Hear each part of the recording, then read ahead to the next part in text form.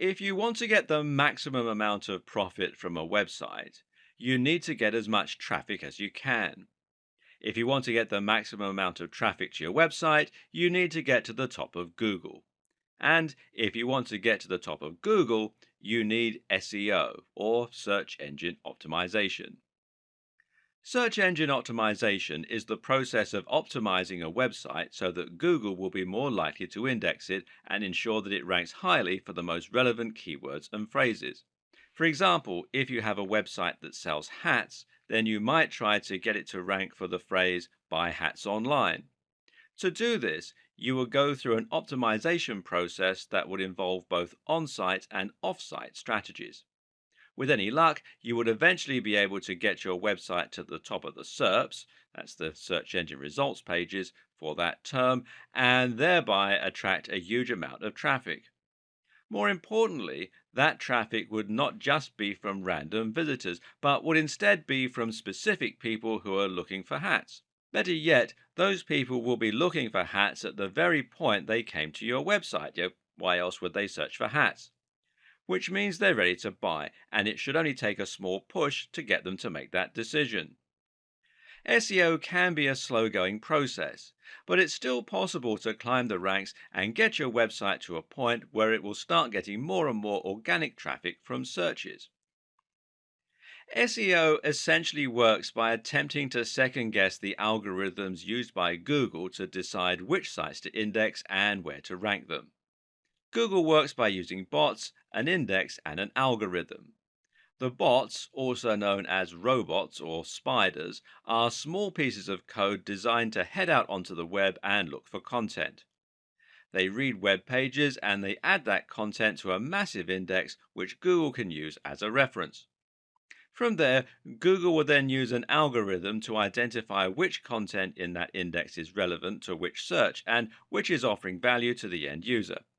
Ultimately, the aim of Google is to help people find interesting content that will be relevant to what they're looking for. This involves a lot of factors, and the algorithm will look at how many links the content has, how visitors behave on that website, and the use of key phrases within the content. If a word or phrase is repeated often enough, then it is possible to deduce that said word or phrase is likely to be the subject matter, and thus should come up in searches for matching terms. SEO basically works by predicting and guessing how the algorithm works, because no one can be completely sure, and then using that information in order to engineer your website to get the maximum number of hits. It means gaming the system, and this in turn can allow you to trick Google into believing that your site should be number one. Of course, it's not quite that simple though, and actually, as we dig deeper, we'll see there are other more efficient ways of looking at SEO.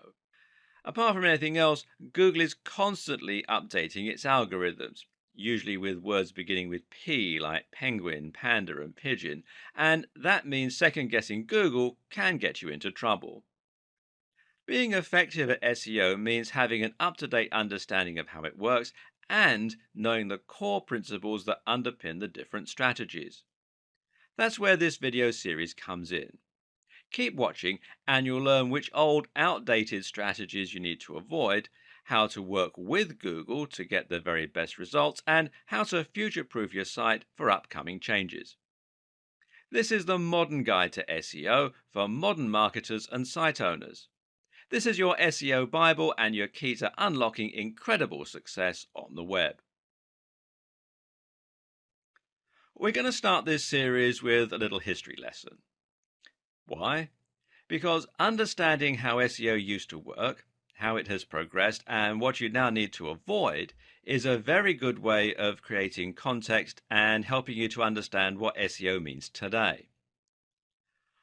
When SEO was first born, Google's algorithm was a lot simpler and manipulating it to your own ends was a lot easier as a result. Back then, Google looked at two key factors in determining its rankings. Those factors were keyword density and links profile. Your links profile, also called your backlinks profile, is essentially determined by how many links you have pointing to your website coming from other sites. This serves two important roles. Firstly, links help Google's robots to find your website. Bots crawl the web by reading content and following links from one site to another. If you have a link on a site that Google has already indexed, then this will allow it to find yours and add it to the network. At the same time, Google views links as testimony, assuming that a website would only link to another website if it thought said website was good and had something valuable to offer its users. Google would also assume that if you have links from 20 websites about hats, then your site is probably going to be about hats as well, especially if the anchor text has your search phrase in it.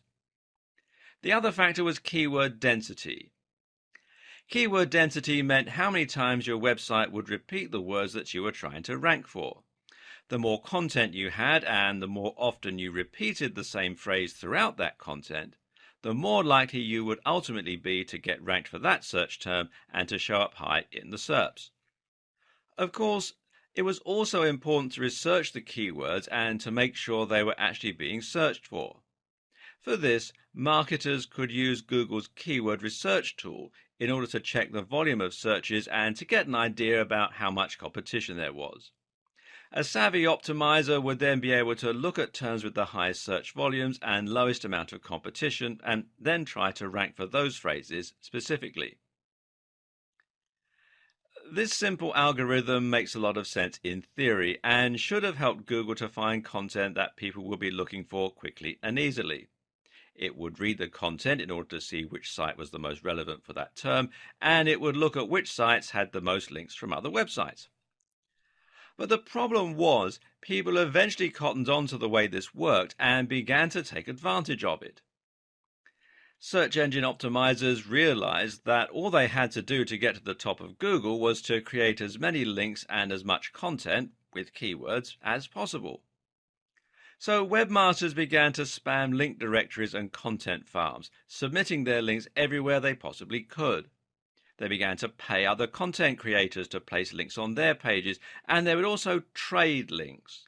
Most websites ended up with a massive list of links somewhere on one of their pages, and these would just be other random sites that had contacted them and asked to exchange links. Worse was what started to happen to content. In a bid to create as much content as possible and to use the keywords as often as possible, creators began to churn out content in huge quantities while giving no regard to quality. They also began using keyword stuffing, which essentially means repeating keywords over and over again, even when it doesn't make any sense. A typical website from the early 2000s might read, "Are you looking to buy hats online? Then you have come to the right Buy Hats Online website. This is the best place to buy hats online for anyone who wants to buy hats online, Carolina." As you can see, this content is completely nonsensical and will be highly off-putting for any real visitors looking to make a purchase. And then it got worse still. Creators began to actively steal content from other site owners and spin it in order to make it unique. Now, Google won't rank duplicate content, otherwise it would risk making every search result identical.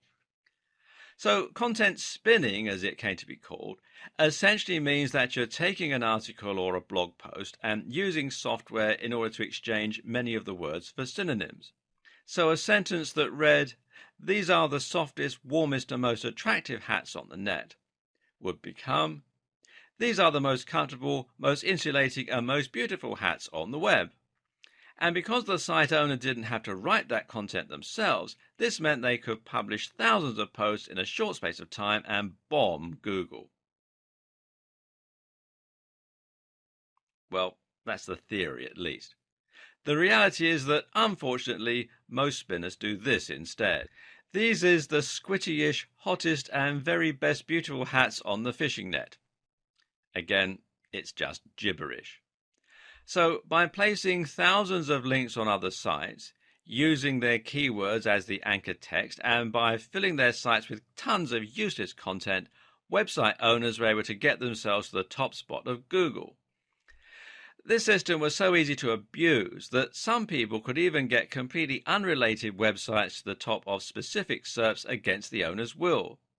You could make it so that searching for Big Idiot would bring up a picture of your friend, for example. This was called a Google bomb. Obviously, this started to make a mess of Google's results, and so Google had to adapt and get smarter. Because of all the abuse we talked about in the last video, Google had to change and adapt to maintain its spot as the #1 search provider. And to do that, it had to clamp down hard on those who were gaming the system and penalize sites that were cheating to get to the top spot. It did this by looking for obviously spammy strategies and de-indexing or downgrading the sites. So, sites with keywords in their URL no longer enjoyed the same advantage. Sites with huge numbers of inbound links from low-quality websites were de-indexed. Sites caught buying links were de-indexed. Sites that stuffed keywords were severely punished. Sites that had lots of backlinks with the same anchor text were treated as highly suspect, and the list goes on and on. Meanwhile, Google started to show preference towards sites that were longer, that linked out to other quality resources which previously would have hurt your SEO, and more. These changes came in the form of algorithm updates which had recognizable animal names and which got a lot of press from the internet marketing community at the time. These were Penguin, which was designed to reduce the effectiveness of unnatural backlinks, and Panda, which was designed to favor sites that looked high quality. Google doesn't want a website owner to be able to artificially climb its SERPs. Rather, Google wants websites to climb the ranks only when they're genuinely valuable and popular with the audience. It wants to see natural, organic links that you haven't paid for, and it wants to see deep, relevant, and interesting content. The old techniques that were once used to spam Google became known as black hat SEO, and the industry entered a dark period.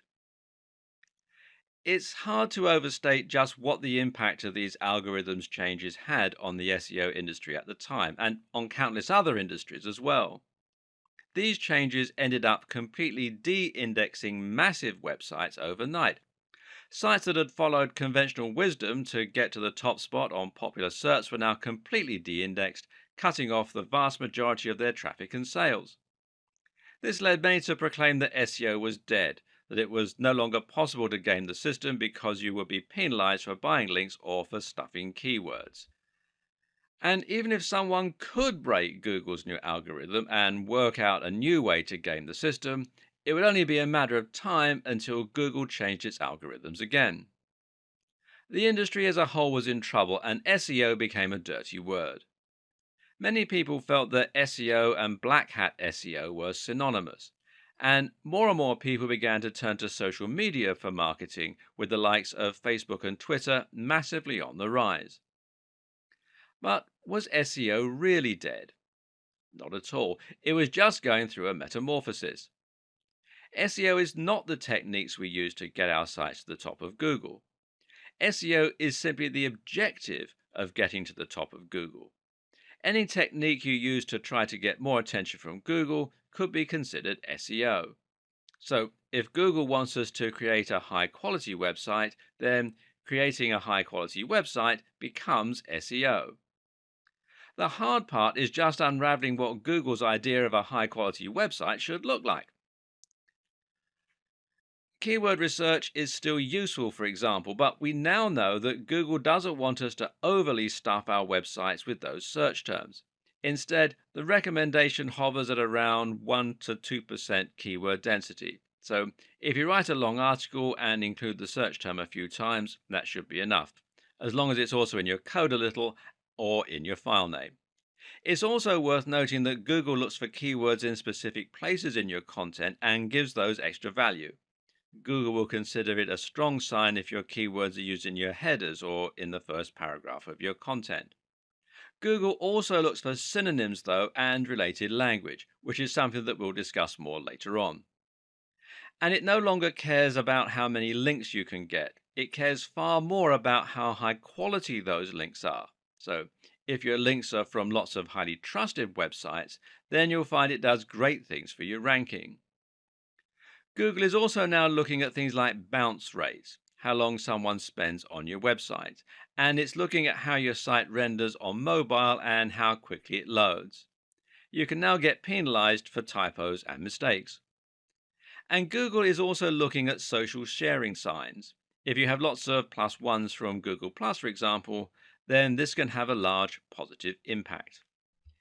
In short, Google is looking for signs of quality, relevance, and great design.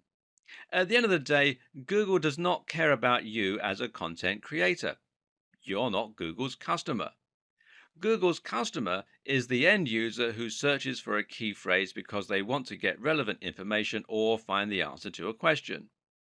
So, if you forget the specifics and instead make your aim to deliver high quality content consistently targeted towards a specific subject matter, then your goals will be aligned with Google. That means Google will want to share your content with its users. And it means that each update and change Google makes should actually benefit you as a creator. This is what good SEO is about today. Forget trying to trick Google and instead think about your users and think about working with Google. Regardless of all the changes that have happened, it's still possible to separate our SEO into largely on page and off page. I'm going to talk about on page now and off page in the next video of this series, but both are important. On page, of course, refers to all the strategies that you can use within your pages to get Google interested in your site. This begins with content, and it begins with having a stronger understanding of the subtle changes Google has gone through in recent times. One of the first things you're going to need to do is to fill your site with great content and to use your keywords throughout. There's a fine line to be walked here. You need to repeat the phrase a few times to ensure that you create that association, but at the same time, you also need to make sure that you don't overdo it and thereby appear to be spamming. Too vague?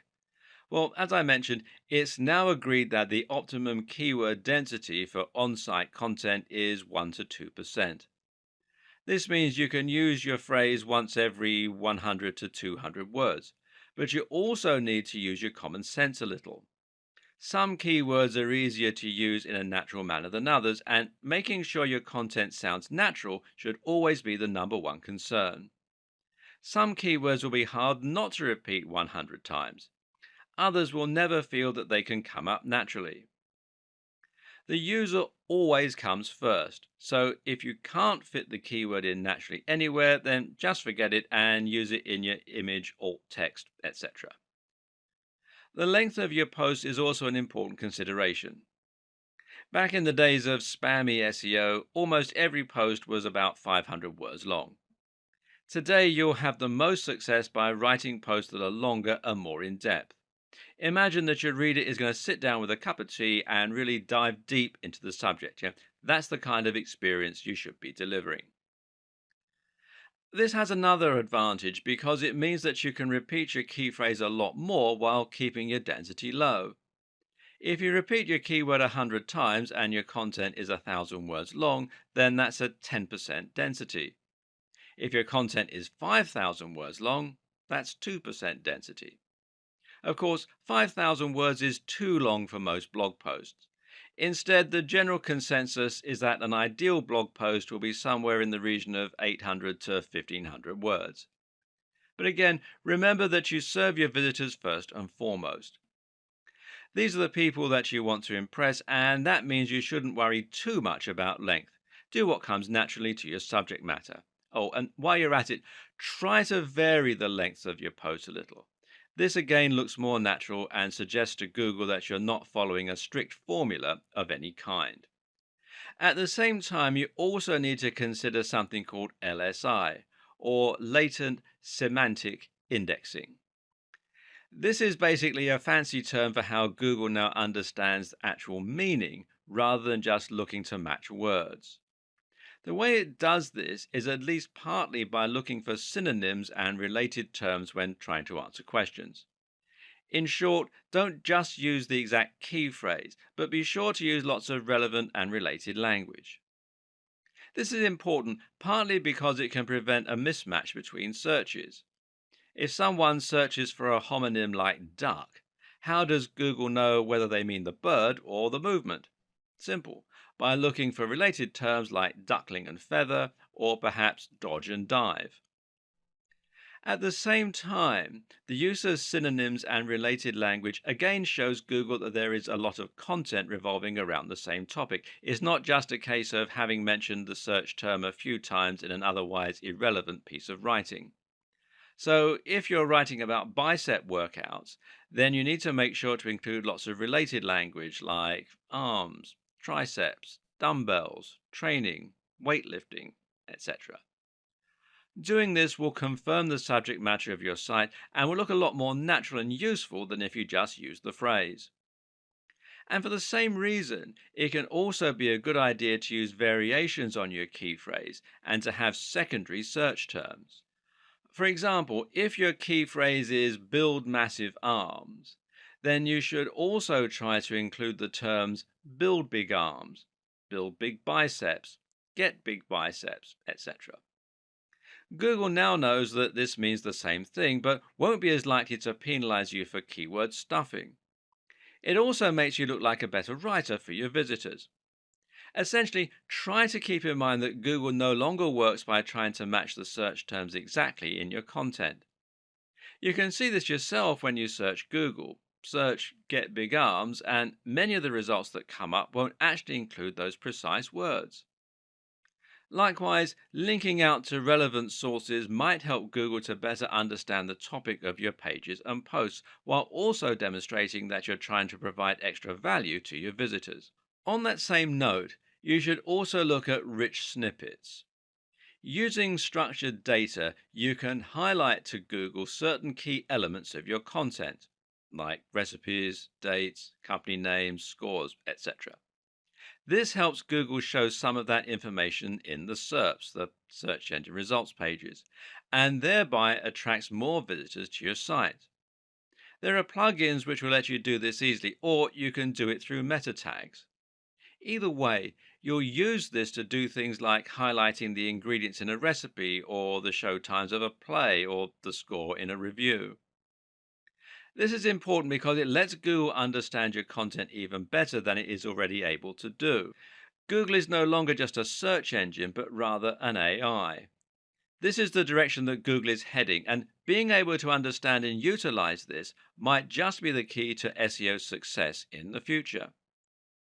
Right now, using structured data and rich snippets will allow information from your site to appear right in the SERPs.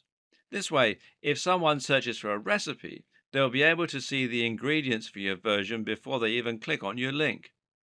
This means your listing will take up more space and demonstrates the value of your site. In turn, this means you're going to attract more clicks than a site without that information. The next element of on-page optimization is the site design itself.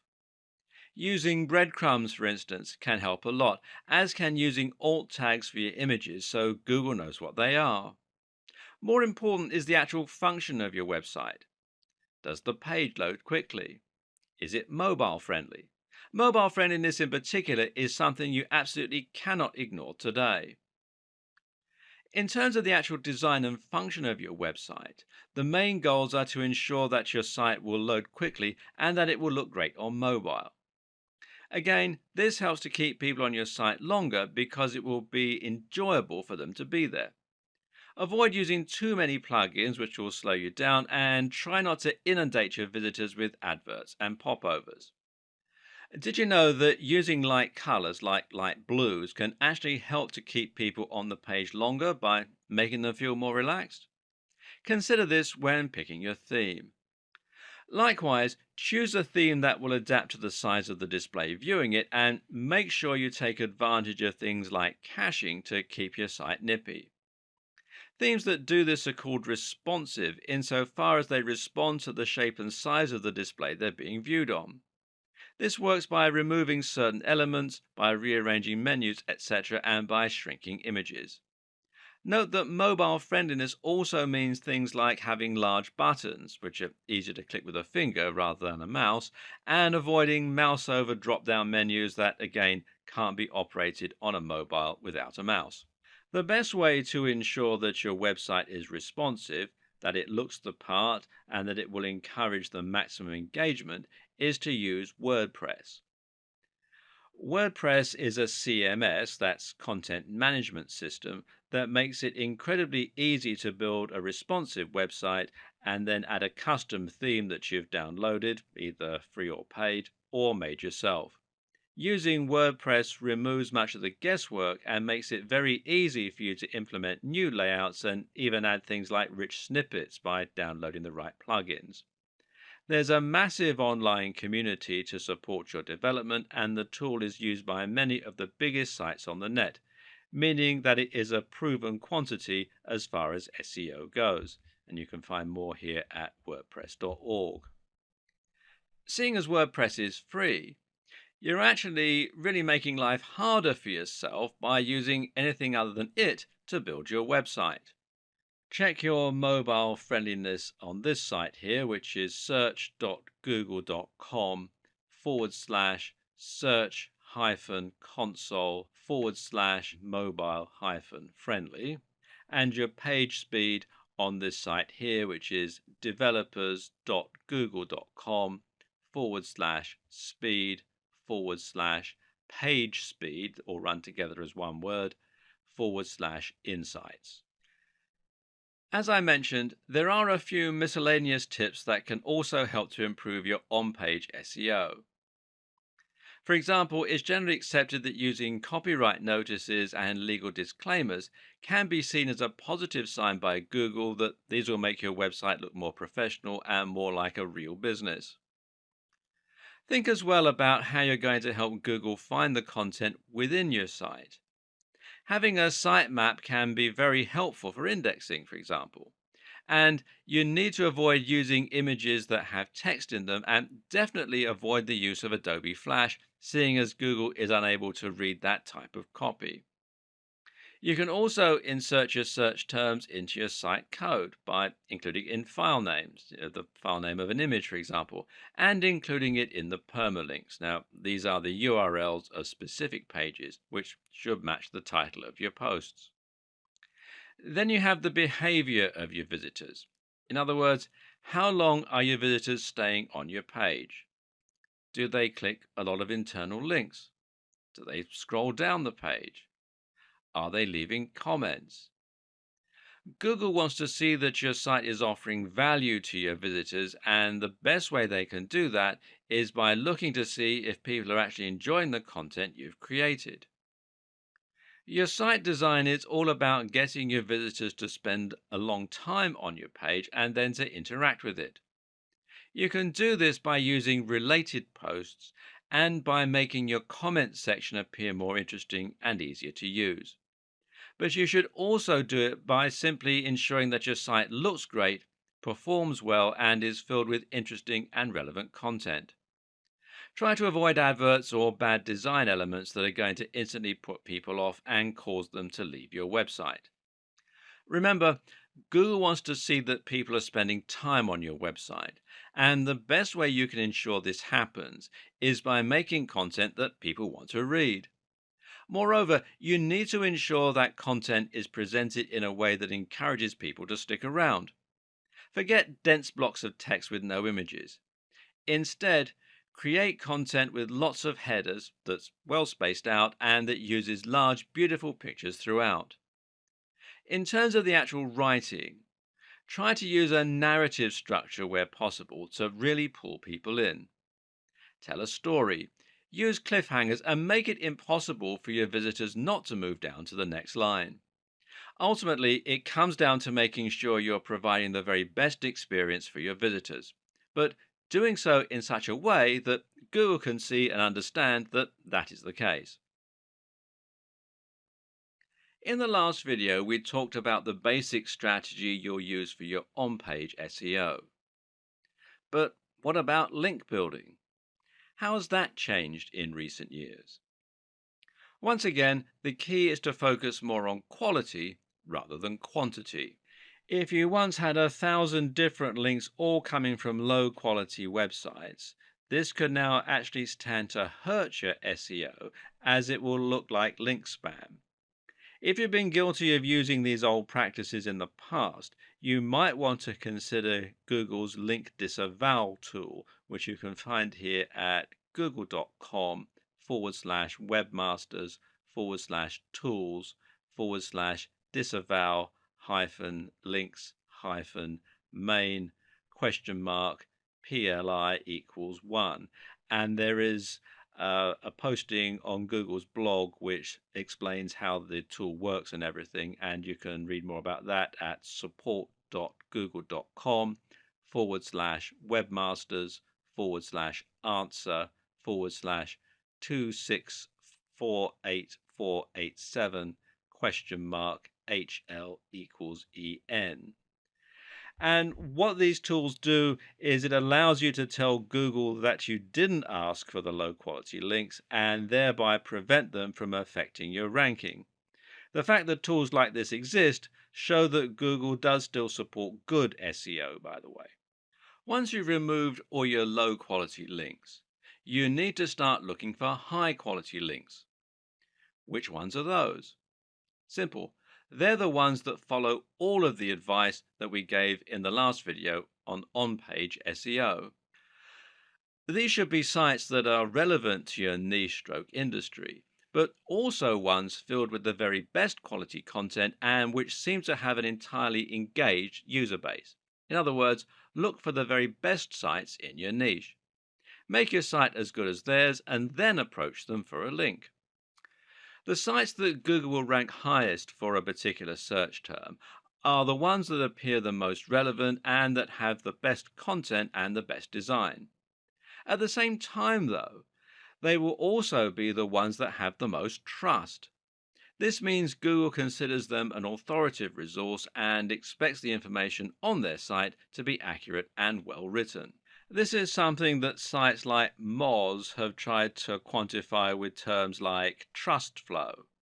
However, there's no defined method of determining a site's trust, and instead we have to infer the best strategies for building trust, as usual.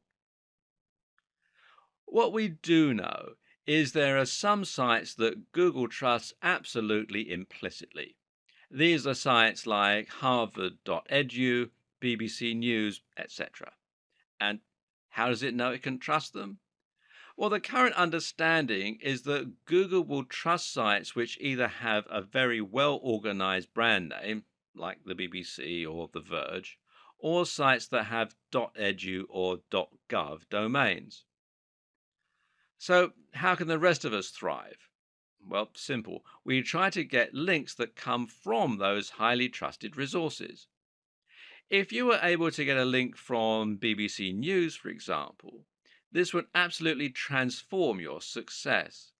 You would find you got hundreds of thousands of visits to your site simply from people clicking on your link, and this would result in hundreds or even thousands of dollars in AdSense and sales overnight. Meanwhile, if the content that was linked to was good, thousands of these people would post your link and share it. And more importantly, Google would sit up and take notice that the BBC had linked to your site. A highly trusted authority is linking to your site, suggesting that your site is also a highly trusted authority. This will be worth more to you than a million links you bought, traded, or posted on link directories. If you can't get a link from the BBC, then where can you get a link from that will have a similar result?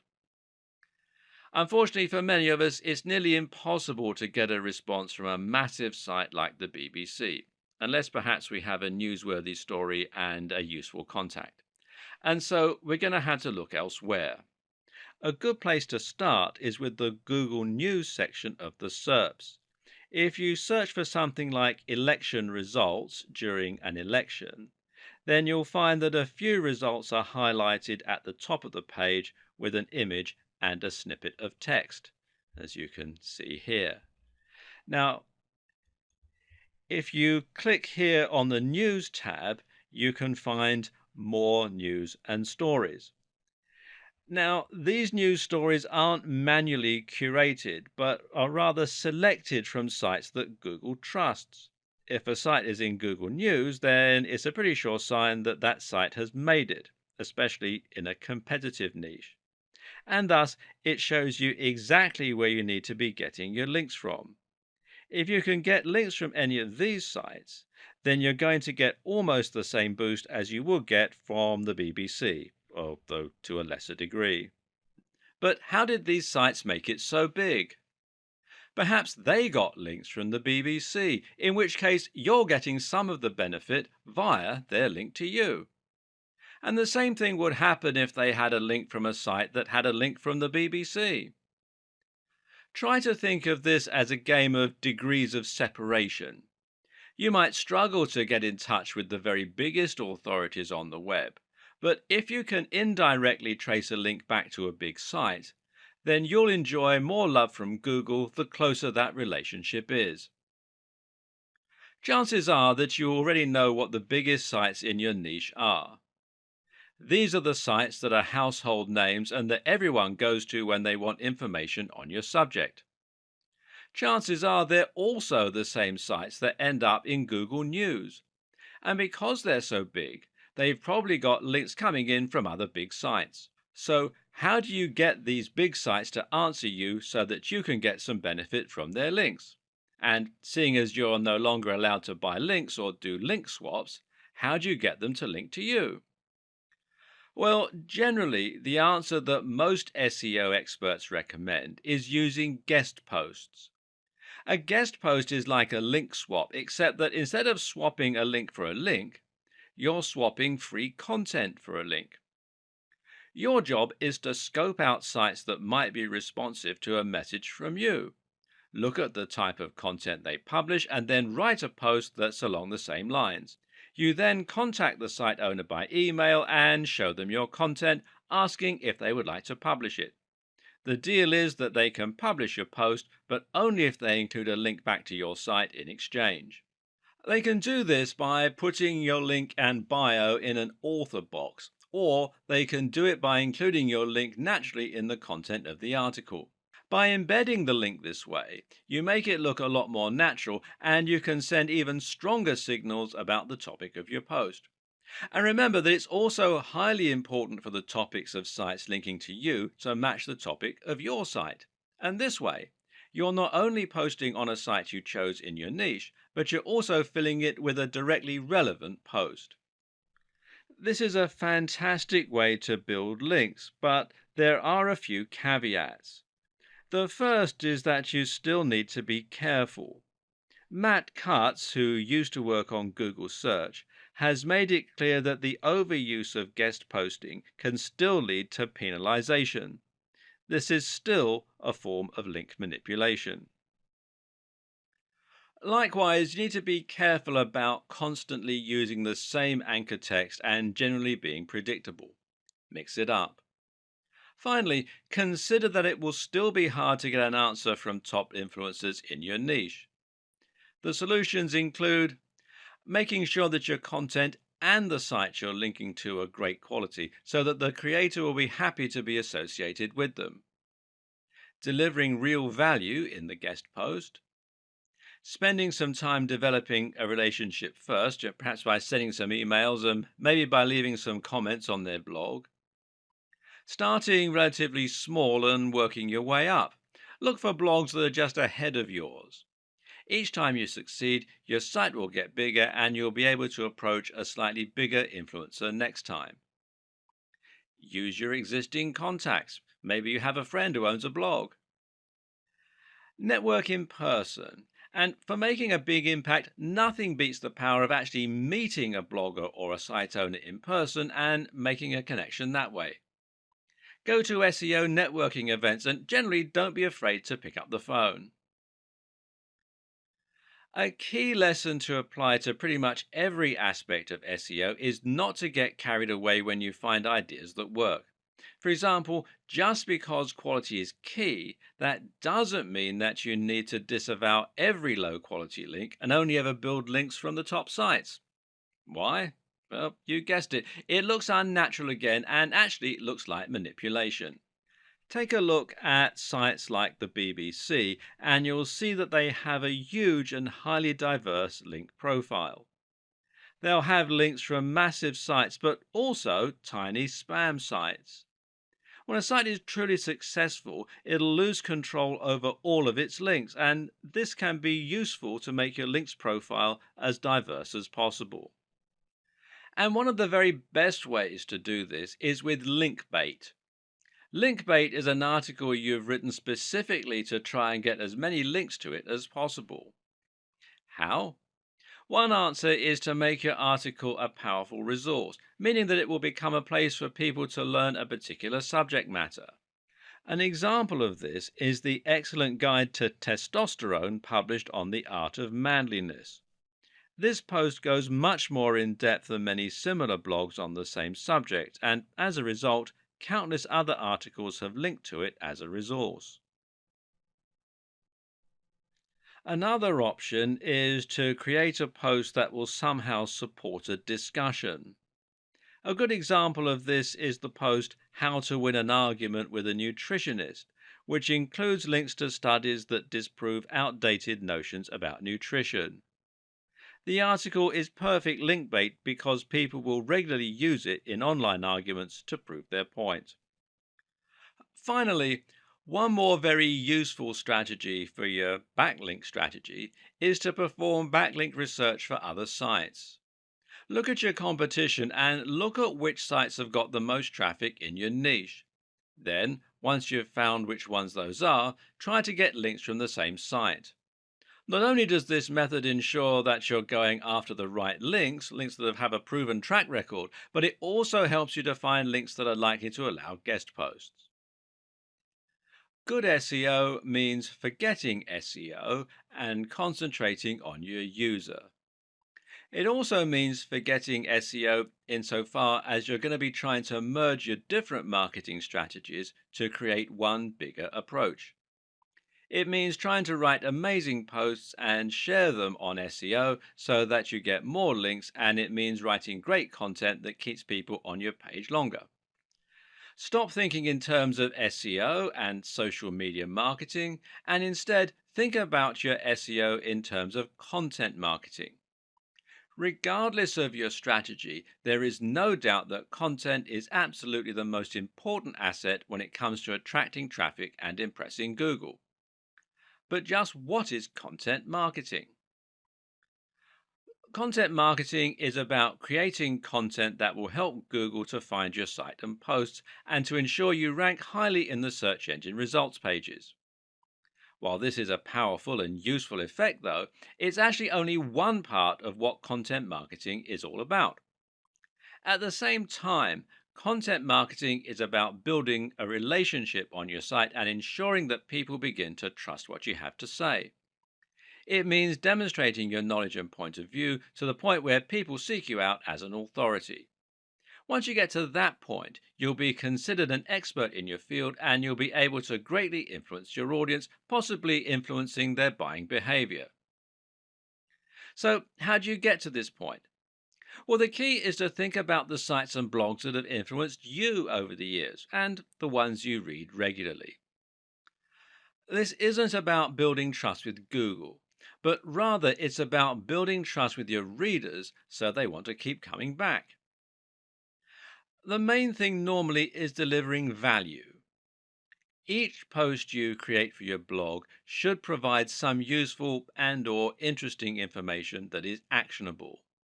At the same time, it should offer something that isn't available elsewhere, and it should be in-depth and comprehensive. This differentness is incredibly important and is something that all too frequently gets overlooked. If you're trying to stand out in a crowded niche, say the fitness niche, then it's not enough to simply write posts on how to get abs or how to lose weight. There are countless articles out there with the exact same title and subject matter.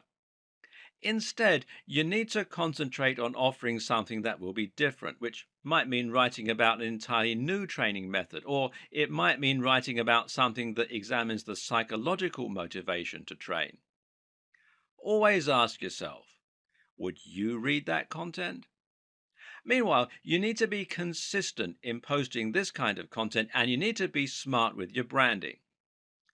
Your brand needs to evoke your mission statement and your ethos. People should know from your website design and logo alone exactly what kind of subject matter you're likely to deal in and what they can expect from your site. This is also how you can build brand recognition and a consistent image across different forms of marketing, including on different forms of social media.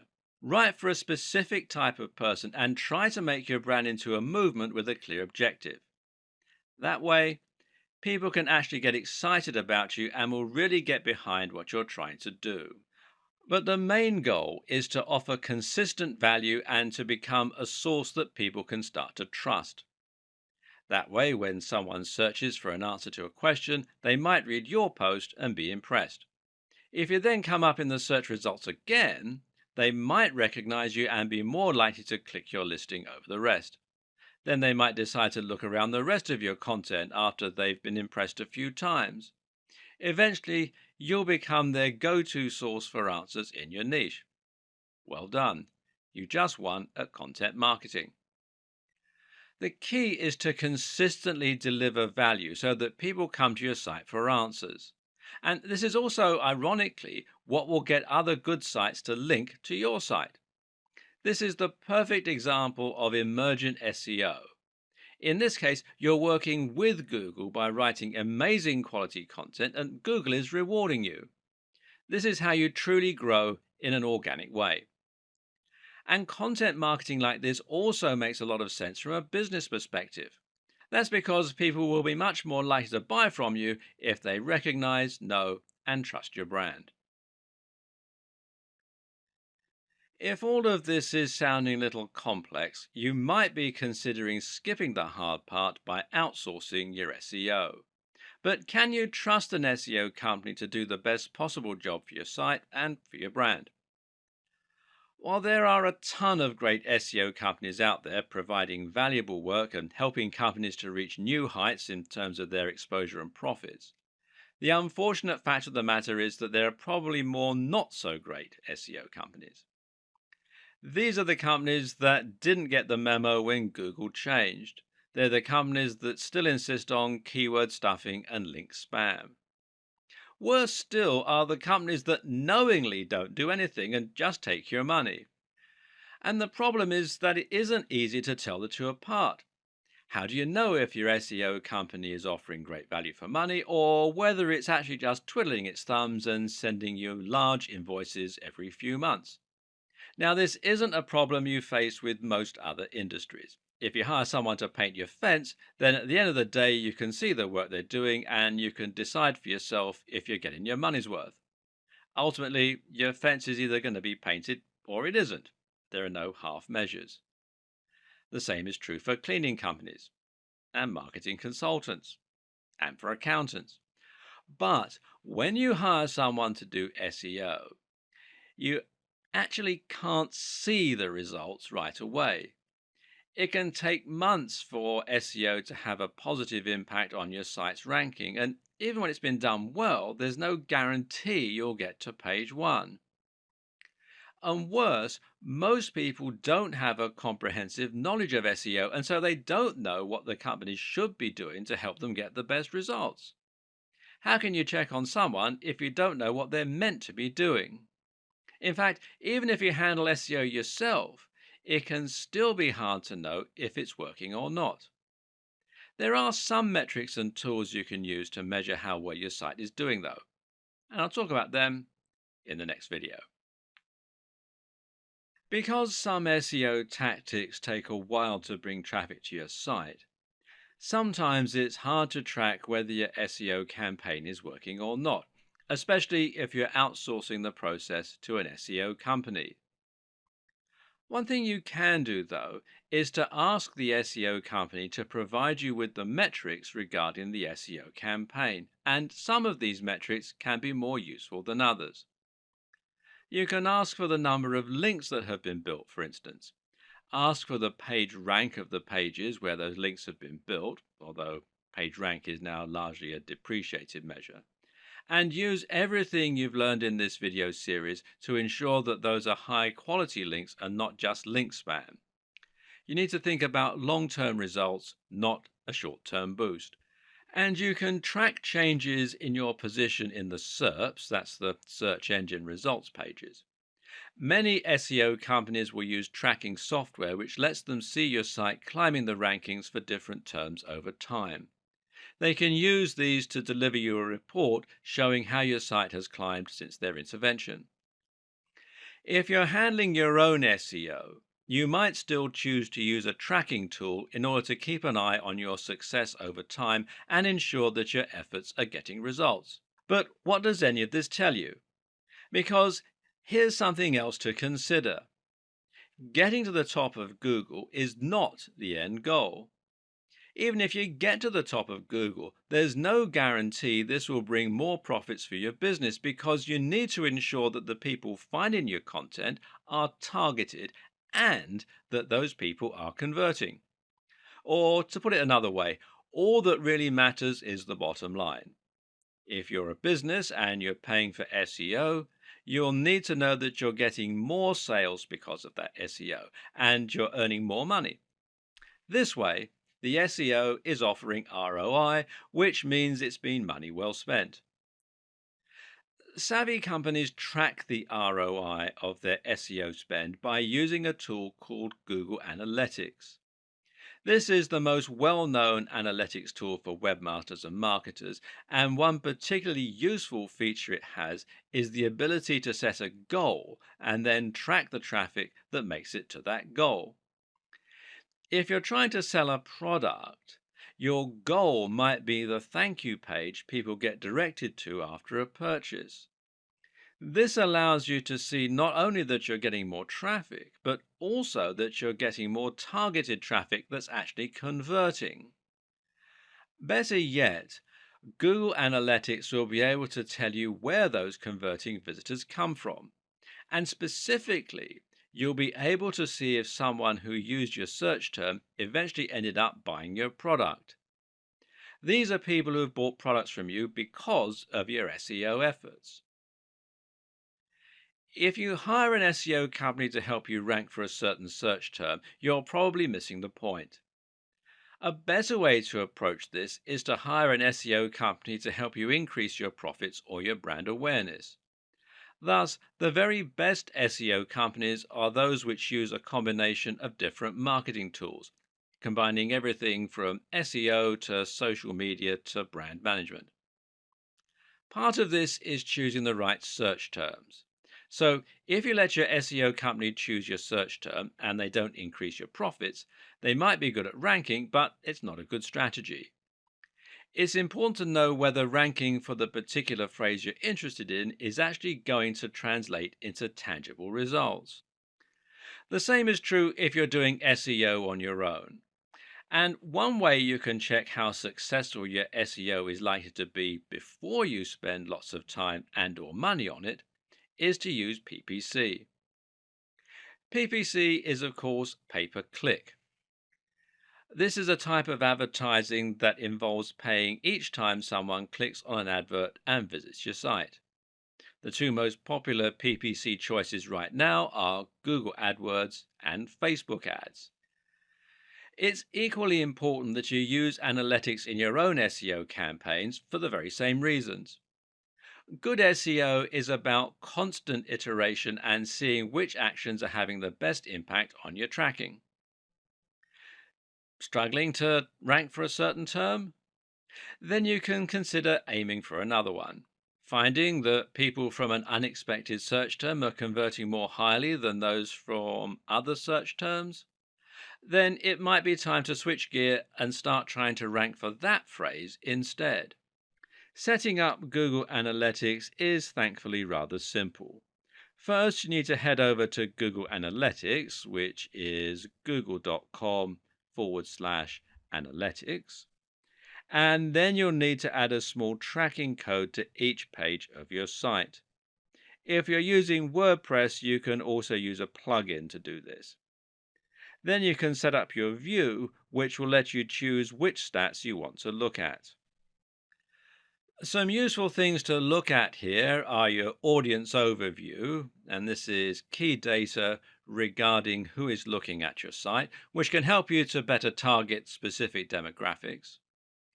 acquisition, this is where your traffic's coming from, real time, which shows you how many people are on your site right now, and the aforementioned goals. With what we've covered so far, you should now know everything you need to know in order to begin a modern and effective SEO campaign. The problem, though, is that, as we've already mentioned, SEO is something that is constantly evolving and changing. We already know that Google has a lot planned for its search algorithm in the future. And the first big change we can expect to see going forward is the introduction of a real time algorithm. This means any changes made to your site's SEO might be reflected immediately in the search results. This is expected to affect Penguin predominantly, which means it will have the biggest influence on inbound links and whether your backlink profile is mainly made up of high quality links or spam. In this case, adding a spam link to your site could result in an immediate downgrade to your ranking. Likewise, though, the reverse could also be true. Using the disavow tool could help you to see an immediate recovery, while a very good link could result in an immediate boost to your site. It's also not too much of a stretch to expect that in future we might see this start to apply to other aspects of SEO, including the ranking of sites and pages. We already see newspaper stories appear very quickly in Google's search results. So, what should you do to make sure that you'll benefit from these changes? How can you future proof your site in this regard? Well, one tip will be to stay on top of your links disavowing and to make sure you're constantly adding links and removing the unnecessary ones. In the future, bigger sites may need to have a whole dedicated team working on keeping their links profile healthy around the clock. Likewise, make sure to keep updating your site regularly and to keep the date as a schema in all your content.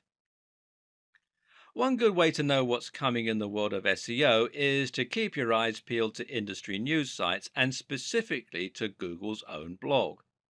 Another is to think about the direction that Google is heading in and to try and guess what its larger plans are. And right now, everything is pointing towards a heavy investment in voice search and AI. Google is not just a search tool. With the capability of reading and understanding human language, Google is an AI. And what's more, it's shaping the way we develop our content, whether we like it or not. And it is embracing this more and more with each new update and each new product. Google Now is the name of Google's assistant service that combines search, digital assistant, and all the data that Google collects about us into one incredible tool. This is the real reason Google had to move towards latent semantic indexing.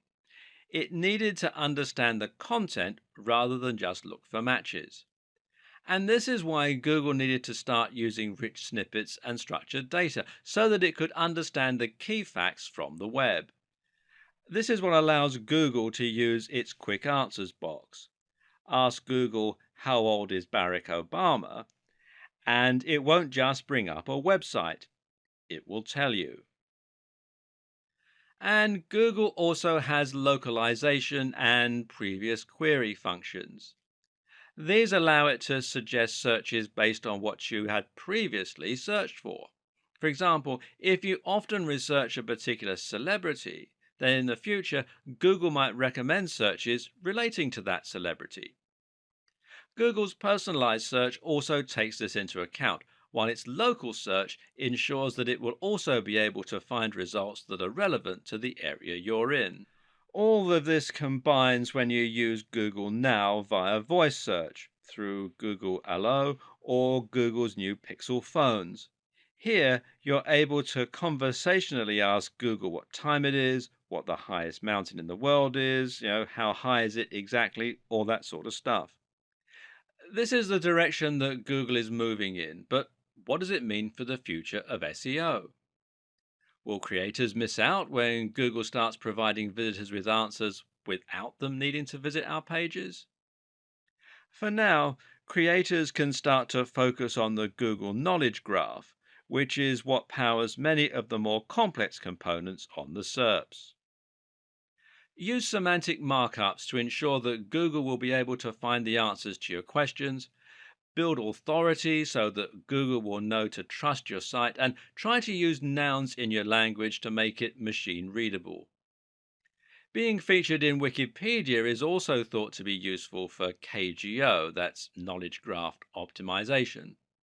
Linking out to quality resources is also thought to be good for your KGO.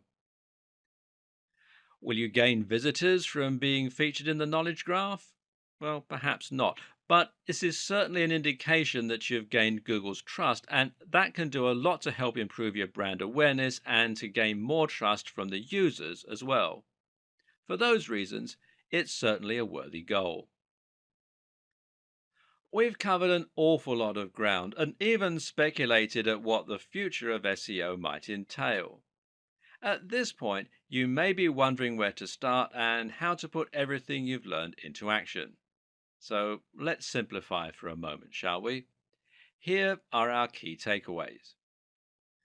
First off, Google is getting smarter to the point of becoming an AI with a lot of personal information about its users. Google is increasingly understanding what content actually means rather than just what it says. You should not try to trick Google. Work with Google to provide your users with the most relevant, well informed, and entertaining answers to their questions. Prove that you are trustworthy by connecting as closely as possible to high authority sites. Use structured data to further explain your posts. Don't keyword stuff. Write naturally using synonyms, relevant terms, and lots of nouns. Build a brand and focus on consistent quality. Post regularly and build the trust of your users with content marketing. Use guest posts and aim for the sites that have Google's trust already. Think of SEO as one small part of a much more cohesive marketing strategy. Combine excellent posts with social sharing and link bait. And finally, measure and monitor what is working and update your strategy on the fly. Another tip is to make sure you do your research and examine which terms to target before you set out. But even more important than that is to choose the right niche. This means picking a niche that has a large enough appeal to give you a big market, but at the same time, it means picking a niche that won't be too competitive for you to make any dent in. Look for subject matters that cater to a specific audience and that people can really get passionate about. And make sure that you are passionate about it too, because when you really love what you're writing about, all the high quality content, all the great connections, and all the consistency really come to the fore. Stop looking for quick wins and focus on building a trustworthy brand filled with incredible information. If you do that and you do just the smallest bit of marketing to give yourself a push, then Google's algorithm should do the rest and reward your enthusiasm.